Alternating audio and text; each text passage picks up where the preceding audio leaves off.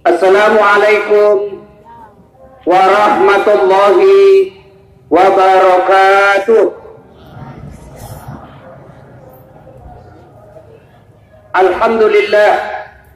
Alhamdulillahi rabbil alamin, wa bihi nasta'inu ala umuri dunya waddin. Ashhadu an la ilaha illallah wa ashhadu anna Muhammadan abduhu wa rasuluh. Allahumma salli ala sayyidina Muhammad wa ala alihi wa sahbihi ajma'in. Amma ba'd. Ibu bapak, saudara-saudara sekalian, teristimewa yang saya hormati, Bapak Bupati dan Wakil Bupati Thomas Malak Diriku Ngasem, yang insya Allah dimuliakan dan dirahmati oleh Allah Subhanahu wa Ta'ala. Salah satu dari 25 Nabi dan Rasul, namanya Nuh alaihi salam. Berapa umur Nabi Nuh? 950 tahun. Berapa Pak? Berapa? 950 tahun. Berapa tahun beliau dakwah menjadi Nabi? 800 tahun. Masya Allah. 800 tahun menjadi Nabi dakwah. Berapa umatnya? 80 orang. Tidak sampai 80 orang. Begitu kepala batunya itu umatnya Nabi Nuh. Kalau ceramah Nabi Nuh, umatnya Nabi Nuh, nah tutup telinganya. Nah karena ceramah Nabi Nuh.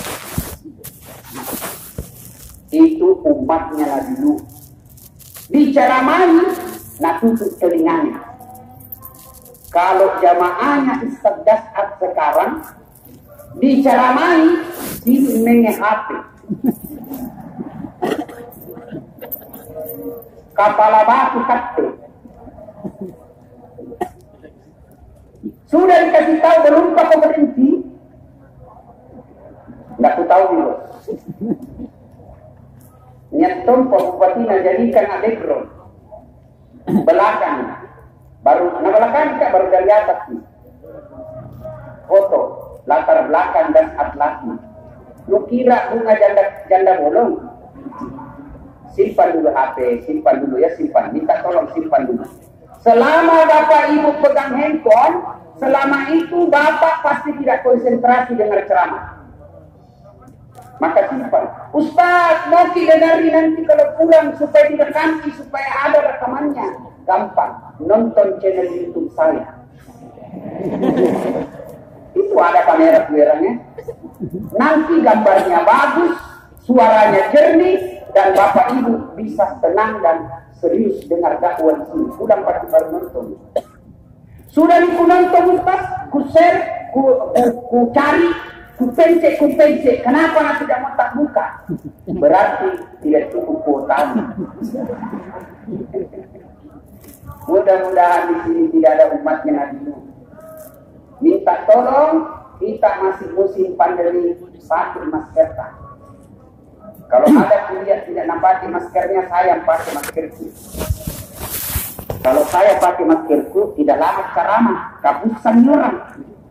Maka tolong pakai maskernya bapak-bapak. Di Pak Bupati saja sama Karenkio, pakai tahu maskernya.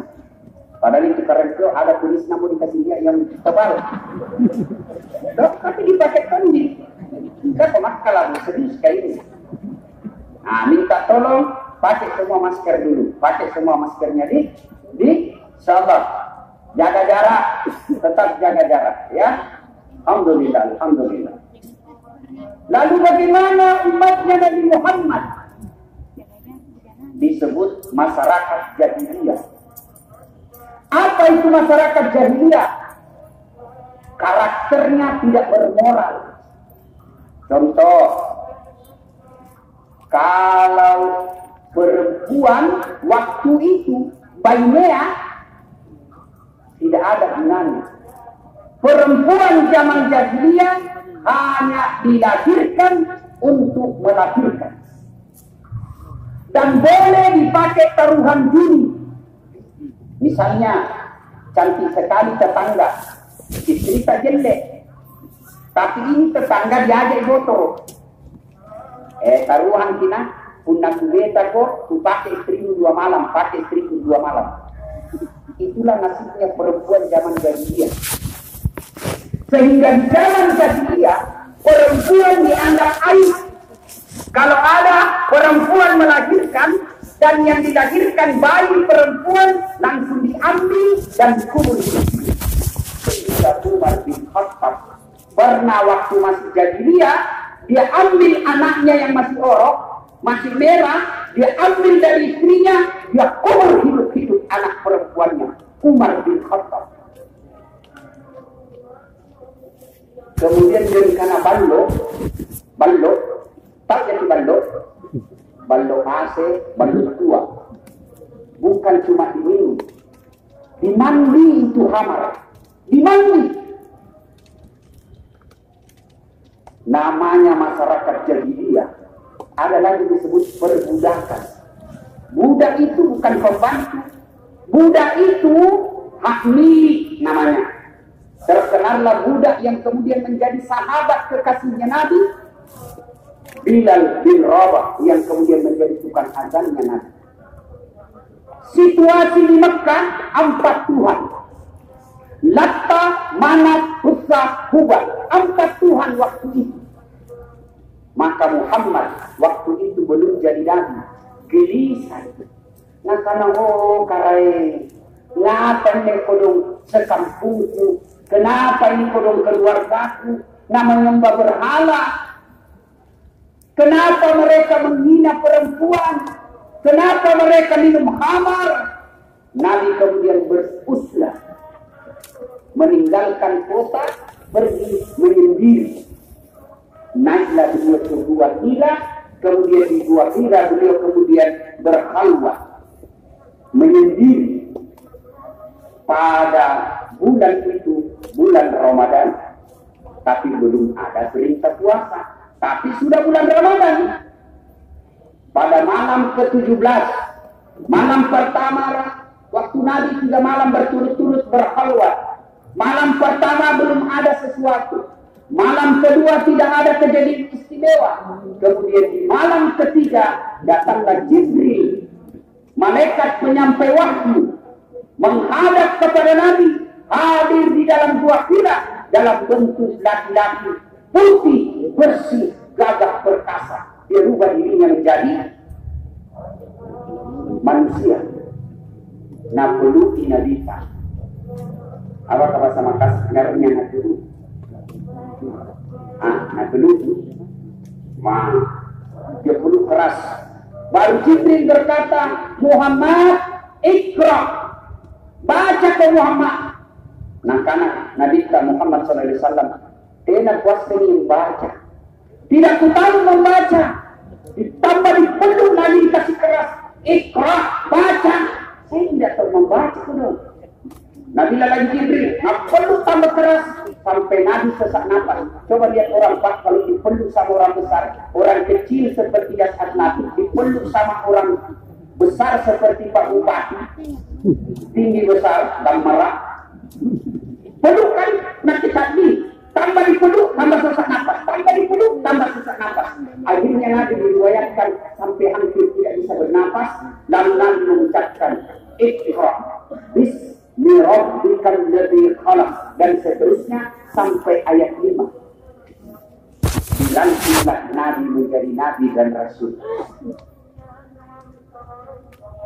Pulang ke rumah beliau, kedinginan menggigil Nabi, kedinginan. Dia ketuk pintunya,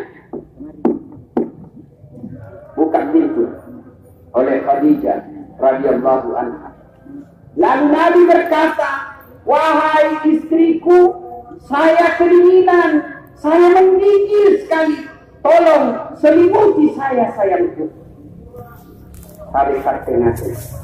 3 hari menghilang, 3 hari menghilang, 3 hari 3 malam bapak menghilang.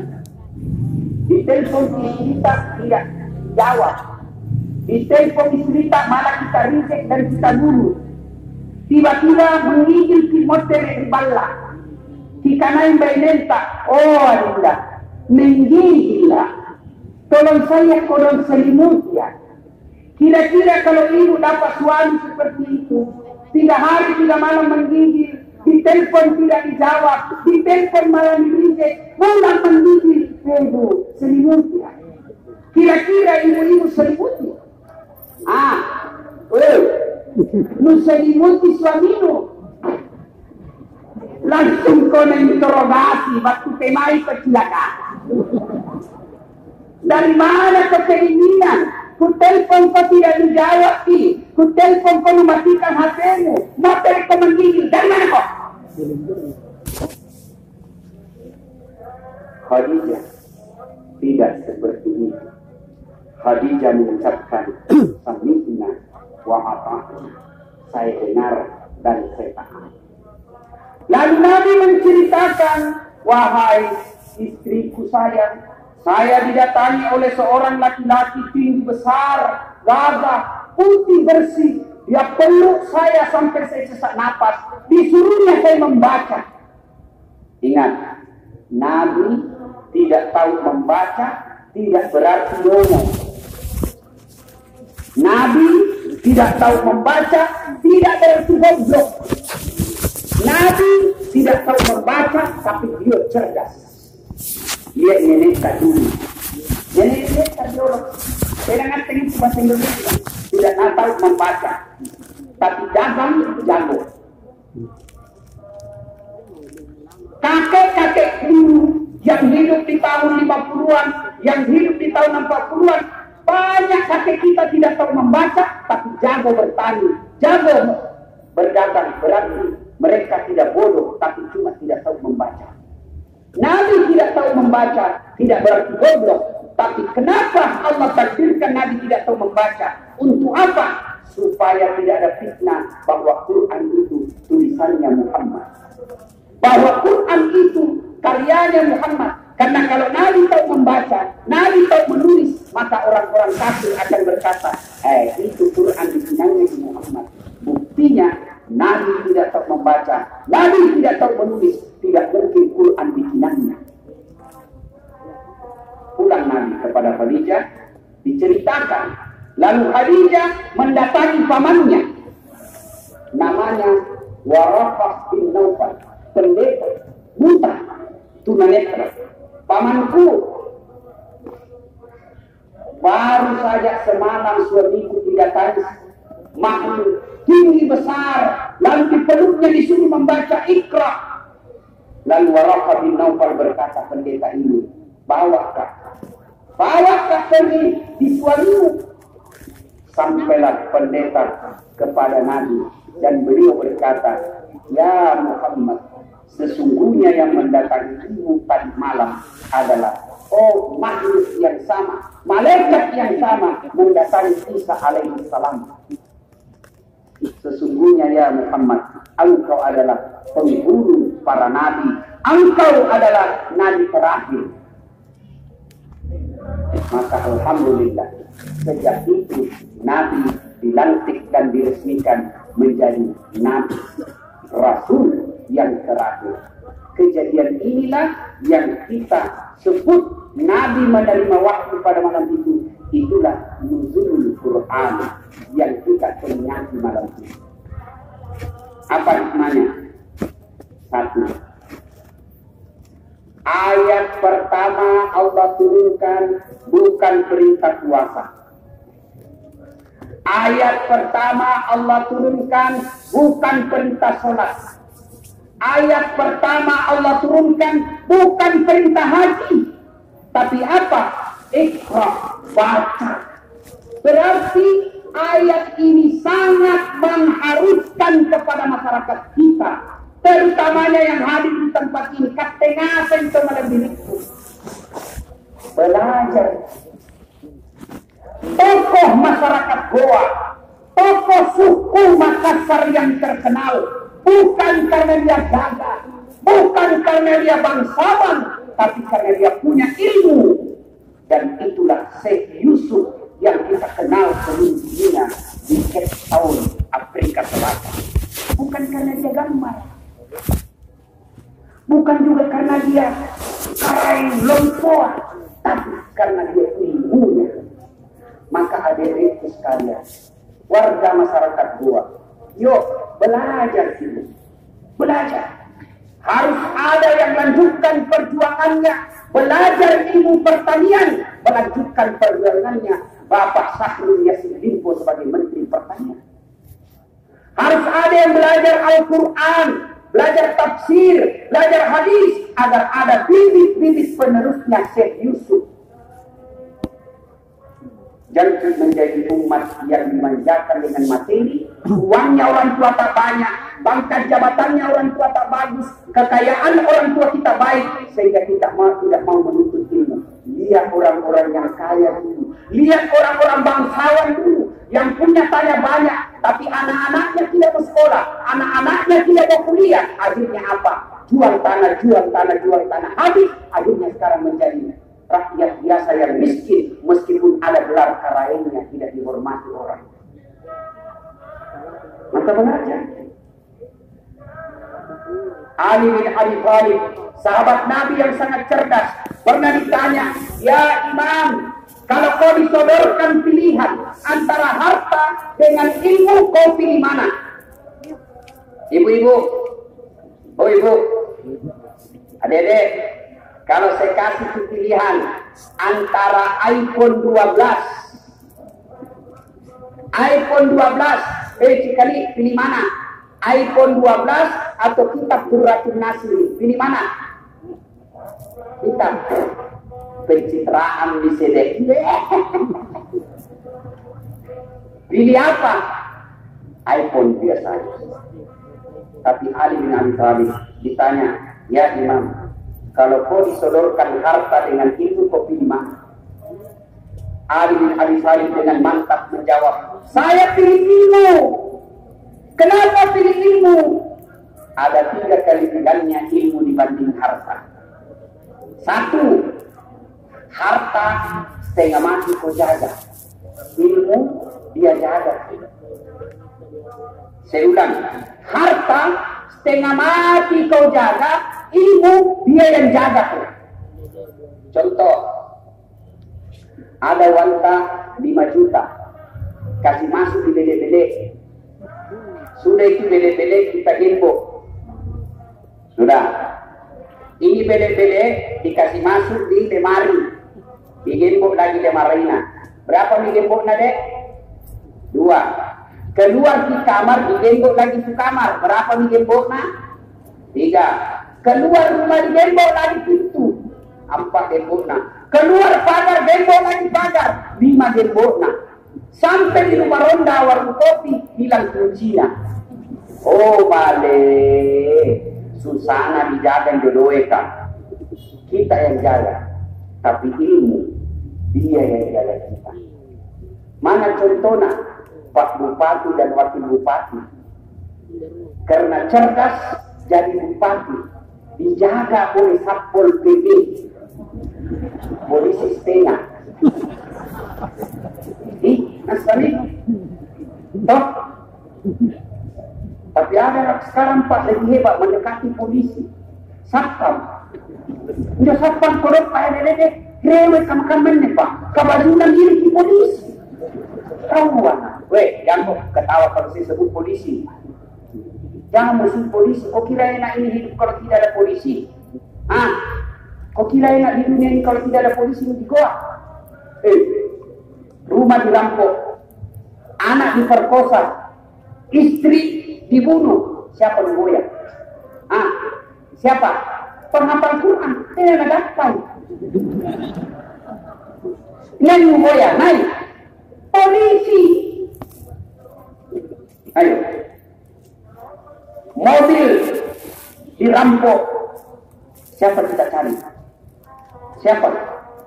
Imam. Tidak ada apa. Siapa dicari? Polisi. Bahkan kita sukses acara malam ini karena ada polisi yang menjaga kita. Maka jangan kamu itu polisi. Kalau ada polisi yang minta-minta uang di jalan, itu polisi Indonesia. Polisi Indonesia. Ya, gak susah tahu itu kalau nak musuh ke polisi susah. Kau melanggar. Kau tidak ada ini rambu-rambu. Kuliah sih Pak. Kenapa balik kau melanggar? Tidak kuliah ini. Kenapa tidak kuliah Kak? Kak Bapak sembunyi di tikungan. Mana surat-suratmu? Lengkap. Pensil lengkap. Semua lengkap. Kuntilan kok. Ini yang pernah ditilang aku. Nah, kapal pembohong. Kenapa Bapak bilang saya pembohong? Itu motormu Honda, jaketmu Yamaha. Punya kalah kok. Terpaksa nak buka kodong bajuna. Tak buka ni bajuna. Masih ke kuntilan. Kenapa? Saya tidak suka dia mukamu. Melawan petugas. Maka jangan musuh polisi. Kalau polisi kau musuhnya carikan kau pasal. Maka saya heran kalau ada penceramah suka maki-maki polisi. Kalau dimaki-maki polisi dan nak kasih izin ceramah, wassalam. Iya toh? Maka yang bagus polisi sehingga ustaz dekat. Ustaz sehingga bupati dekat. Baik. Yang kau baku musuh-musuh. Kalau kita baku musuh, apa enaknya? Maka ini yang disebut bersinergi. Dan di goa kita lihat malam ini. Coba dia tawar ramai, tetap mematuhi protokol kesehatan. Kenapa? Karena bupati, wakil bupati, tentara, polisi, ASN bersinergi. Dan masyarakatnya tidak kepala batu. Kecuali yang tetap masuk. Nah, itu kepala batu sedikit itu. Nah, ini Bapak saudara-saudara sekalian. Itulah hikmah pertama. Belajar. Yang kedua kata Imam Ali, kenapa saya pilih ilmu? Jawabannya Ali. Dengan ilmu kau bisa dapat fulus. Tapi dengan fulus belum tentu kau dapat iman. Contoh, ini kisah nyata di kampungku dulu Pak. Ada juragan tampak banyak sekali penumpangnya, tapi tidak tahu membaca. Baik, masuk di wartel, belum ada HP waktu itu. Saya masih SMP, masuk wartel, kamar besar. Langsung aku buka itu nomor HP-nya anak-anak. Langsung panggilkan, baru datang. Halo, halo, ampun mana? Jangan, halo. Sembilan dalam hatiku, bagaimana manamu? Tidak ada pencet dulu nomornya. Bila lagi pencet itu nomor harus nanti ada. Ya, tolong panen itu Pak Musa. Oh, ini baru pencetkan. Sudah itu untuk di mulut, nak simpan di telinganya. Yang di telinga nak simpan di mulutnya. Marah mesti. Halo, halo, amboku, halo. Bila lagi tak balik ni. Nak bila lagi, loha. Oh, mana? Ia ni kalau dia.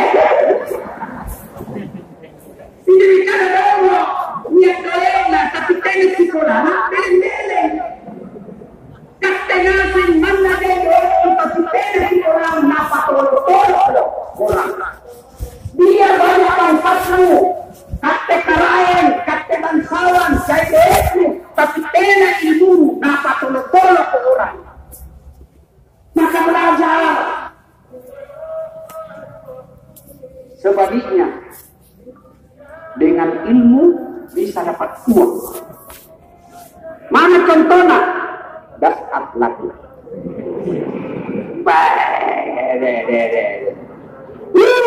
Tinggi naik pesawat dengan bayar. Siapa bayar? Panitia mengundang saya. Siapa yang bayar? Pemerintah yang mengundang saya. Gratis naik pesawat, bisnis kelas. Kiasa dikatakan bisnis kelas. Asli pagi. Nah, hebatnya lagi, hebatnya pergi tidak bawa uang, pulang maju peko. Itu gara-gara apa? Nekate. Maka saudaraku, biarkan bapakmu miskin, terima bapakmu miskin, tapi sekolah kalian. Jangan kau bilang bapakku miskin dan bisa ke sekolah. Allah Maha Kaya bos. Bapakku begitu wasiatnya almarhum. Masih sekolah kau nak Aja betul renu, ambok pun kasiasi, tapi pun Allah Ta'ala masuki nada malabo. Kaya dan pemurah itu Allah. Jangan kau putus asa. Sekolah kau. Kalau bapak ibu kasih sekolah anak, insya Allah anak tanam diangkat derajatnya. Kata petani tapi anak tak menjadi anggota dewan yang hebat. Anak tak menjadi kepala dinas yang cerdas. Anak tak menjadi insinyur yang bermartabat. Maka dialah ini anaknya yang angkat derajatnya bapaknya. Yang tadinya dihina oleh sekampungnya. Yang tadinya dilecehkan oleh sepupunya. Sekalinya anaknya menjadi anggota DPR. Anaknya menjadi bupati. Anaknya menjadi kontraktor hebat. Langsung jadi YKT karayan. Coba. Karena ilmu. Maka belajar dengan catatan belajar bismi rabbikal ladzi khalaq, atas nama Tuhanmu. Belajar kau ilmu dagang atas nama Tuhanmu supaya kau berdagang tidak menipu orang. Belajar kau ilmu konstruksi, ilmu kontraktor dengan bismi rabbikal ladzi khalaq, supaya kau tidak mempermainkan proyek belum diresmikan sudah buntu. Kata itu kontraktor Kamenjo. Kenapa diresmikan? Pandra. Tapi saya di Kabupaten Goa TTT. Join me. Pernah kita dengar cerita anak kontraktor di akhirat? Injok penghuni neraka sama surga baku SMS. Nah karena penghuni surga, bagaimana kabar takat di situ? Nah bilang penghuni neraka caca-caca, tanya bagi nari bos. Ini belender jadi terus. Nah karena penghuni neraka, katanya gimana di situ? Nah karena masa Allah bagi nani surga, sereburaknya 7 bidadari. Maka bapak-bapak yang muda tenang mati pak, nah tunggu 7 bidadari. Nah bilang penghuni neraka, bolehkah kami jalan-jalan ke situ di surga? Nah bilang boleh sih.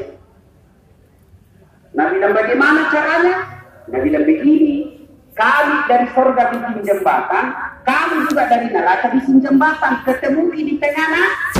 Oke, lelang proyek. Masa 3 hari pekerjaan, kedua pemenang tender. 3 hari pekerjaan. Hari pertama proyek dari neraka sudah selesai 50%. Hari kedua proyek dari neraka selesai 75%. Hari ketiga tuntas, efektif dan efisien, selesai. Hari ketiga. Ini penghuni neraka macam-macam. Kenapa? Jadi dari surga belum dimulai proyeknya. Nah perjanjian hari ketiga ketemu di sini, berteriak lagi penghuni dari neraka. Nah karena ngapa tuh proyek jembatan belum selesai? Ini kali dari neraka sudah tuntas, sudah sampai di tengah. Kenapa kau belum mulai kau di situ? Berteriak penghuni surga. Nah bilang, bagaimana mau dimulai? Kontraktor, pengawas, pemborong, panitia yang ngasih join. Yang ngasih kater itu, situ ada semua di situ, tidak ada di sini. Di sini penghafal Quran sih. Tidak ada tahu pada hitung sendiri. Ini kontraktor yang tidak bismi rabbikal ladzi khalaq. Sekolah kau belajar kau ilmu hukum supaya kau tidak dipermainkan hukum. Jadi kau sarjana hukum, jadi kau master hukum dengan catatan bismi rabbikal ladzi khalaq, agar kau tidak patul-patul orang soal hukum. Belajar kau jadi komentaris bismi rabbikal ladzi khalaq, atas nama Tuhanmu, supaya kau jadi notaris, tidak memperbaikan orang yang tidak tahu soal tanah. Belajar. Yang ketiga kelebihannya ini, kata Imam Al-Ghazali, harta kau kasih orang berkurang, sementara ilmu kasih orang nambah. Saya punya uang 5 juta, saya kasih ke penghafal Quran 2 juta, uangku praktis berkurang tinggal menjadi 3 juta. Tapi sebaliknya, ilmu kau sedekahkan bertambah. Saya hafal Al-Fatihah, saya ajarkan kepada anak TK-TK, ayo dek, sini menghafal Al-Fatihah. Begitu dia hafal, bertambah saya punya ilmu, namanya amal jariah. Tidak ada orang begitu hafal Al-Fatihah orang diajari langsung hilang ilmunya. Hafal Al-Fatihah, waladhdallin, amin. Apa nih? Apa nih? Mana ilmu saya perlu? Mana? Tidak mungkin hilangnya Al-Fatihah di otakmu, tidak mungkin. Maka hikmah tidak usah panjang lebar malam ini. Pulang ke ini belajar dengan catatan Bismi rabbikal ladzi khalaq. Adik-adik yang belajar agama, yang mau mengikuti jejaknya Syekh Yusuf, tolong puncak dari semua ilmu akhlak. Biar tinggi ilmumu, kau menguasai ratusan hadis, kau menghafal beberapa juz Quran, tapi kau tidak punya adab, tidak ada nilai di hadapan Allah. Contoh, adab ini yang biasa di masjid kalau salat berjamaah, langsung duduk di depan. Dia tidak mau berdoa bersama karena dia bilang doa bersama itu sesat. Tidak mau jabat tangan selesai sholat. Tidak mau berzikir selesai sholat. Akhirnya, Assalamualaikum warahmatullahi. Assalamualaikum warahmatullahi. Langsung lompat nalangkai semua orang tua di sampingnya. Kalian seperti itu nol di hadapan Allah. Kau tidak punya akhlak. Kalau kau tidak mau doa bersama, kalau kau menganggap bahwa zikir berjamaah itu sesat, kalau kau tidak mau doa bersama sama-sama, maka tolong hargai orang, jangan kau langkai. Caranya apa? Di belakang kau dulu supaya kau tidak menghalangi orang. Itu namanya adab. Kebanyakan sekarang baru belajar satu kitab, nonton YouTube, belajar setengah-setengah, kayak dia punya surga sama neraka, kayak dia panitia hari kiamat. Antara ke neraka dicuci pantatmu, digunting di dalam, tusuk matamu, lagi dengan anak muda tembak ke istri, pamalah-malah. Gitu. Yang penghafal Quran juga, kalau jadi imam, jangan menyiksa jamaah. Karena itu penghafal Quran ada. Kalau dia jadi imam, baru takbir sallallahu alaihi wasallam. Apa itu? Nak kau tinggal angkat nih bos, Allahu Akbar. Sekalian jadi imam, Pak. Rakaat pertama apa? Nah, baca surah Al-Baqarah ayat 10 sampai 55. Oh mane. Dia khusus dengan bacaannya, kita khusus dengan khayalan. Mau piruku, belum piruku. Mau itu, tidak dihafal, terpaksa dibaca nasi ini. Terpaksa dibaca pengumuman. Belum selesai, terpaksa dibaca lagi bajunya orang di depan tak. Caleg DPR RI nomor 7. Karena Pak Bupati dan Wakil Bupati bisa kalau ada imam seperti itu, dianggapnya ini imam begini bermasalah, maka beliau punya program pelatihan imam masjid. Maka tolong sambut baik program itu. Ada penghafal Quran, alhamdulillah. Janji Allah dalam Al-Quran. Walau anna ahlal qura amanu wattaqau lafatahna alaihim barakatin minas samai wal ardh. Saya akan turunkan keberkahan dari langit dan keberkahan dari dalam tanah. Mudah-mudahan dengan program keagamaan Pak Bupati lanjutkan nanti, maka tambang TPC di Kabupaten Goa makin bagus.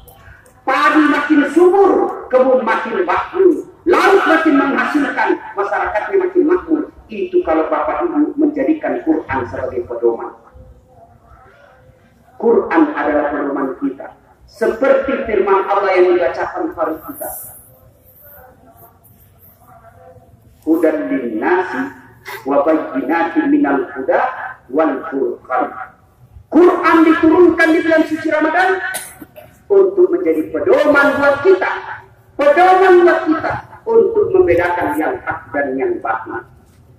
Pak Bupati menyadari ini, bahwa tidak mungkin Quran bisa menjadi pedoman kalau tidak dipelajari. Maka dibukalah program satu desa, satu kelurahan, satu penghafal Quran.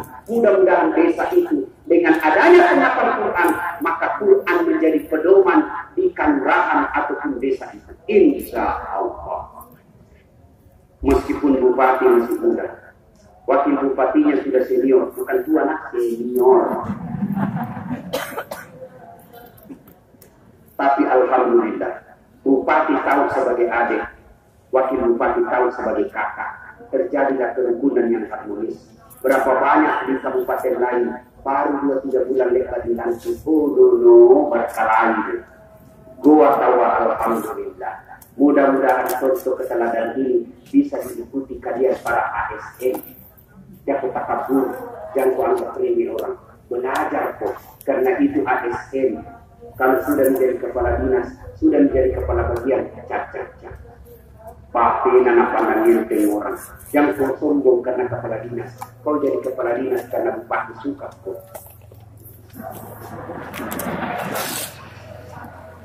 Mana suka kok Pak Bupati kalau istrinya bupati dan suka kau lihat jalan urusannya.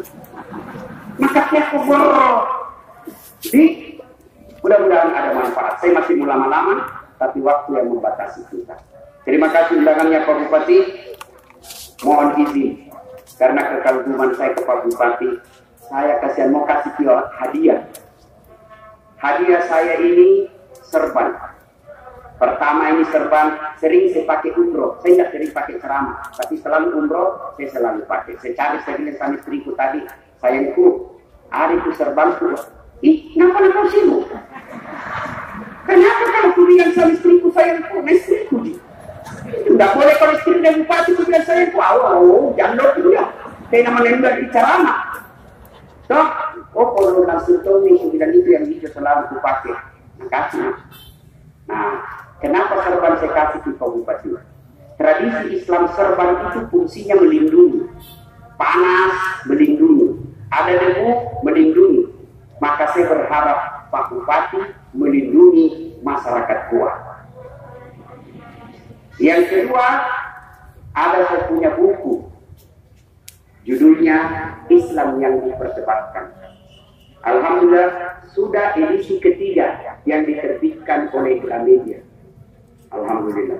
Buku ini membahas tentang nikah siri. Supaya jangan kau salah paham. Ada orang yang kira itu nikah siri, nikah di bawah tangan, pret. Jangan kau nikah di bawah tangan karena cukup ini. Nikah siri nanti di bawah tangan. Udah cocok. Tentang nikah mut'ah, tentang demokrasi, tentang hadiah dan suap, tentang gender, tentang jihad, makna jihad dan terorisme. Kan banyak orang salah paham dari jihad. Itu buku saya. Saya hadiahkan ke Pak Bupati, di Pak Wakil Bupati bukunya, serbannya kepada Pak Bupati. Mudah-mudahan hadiah saya ini bermanfaat. Terima kasih. Mudah-mudahan kehadiran kita semua mendapat keberkahan dan ridha dari Allah Subhanahu wa taala. Lebih dan kurangnya mohon dimaafkan. Nun wal kalam yasrun billahi fi sabilil haq. Assalamualaikum warahmatullahi wabarakatuh. Waalaikumsalam.